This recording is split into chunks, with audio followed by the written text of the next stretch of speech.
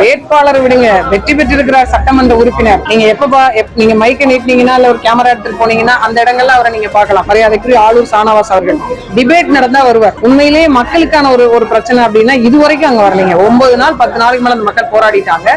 அந்த பகுதியில வெற்றி பெற்று போன சட்டமன்ற உறுப்பினர் மரியாதைக்குரிய ஆளூர் ஷானவாஸ் அவர்கள் குறைஞ்சபட்சம் மக்கள் பிரச்சனைய என்னப்பா எதுக்காக போராடுறீங்க, ஏன் பட்னியா கிடக்குறீங்க, அதுல 2-3 பேர் மருத்துவமனையில் அனுமதிக்கப்பட்டாங்க, ஒரு எட்டு வந்து பாப்போம் அப்படின்னு. ஏன்னா அவரு வெற்றி பெற்றது நாகப்பட்டினம், அவர் இருக்கிறது சென்னையில. அவரு என்னுடைய பிரச்சனைக்கு அவர் வரணும்னாரே 300 கிலோமீட்டர் பயணிச்சு வரணும். 8 மணி நேரம் 9 மணி நேரம் பயணிச்சு தான் வரணும்.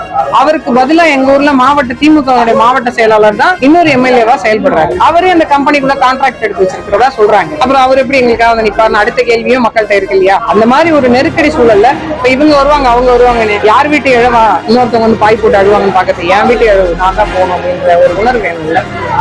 என்னோட மக்களோட பிரச்சனை.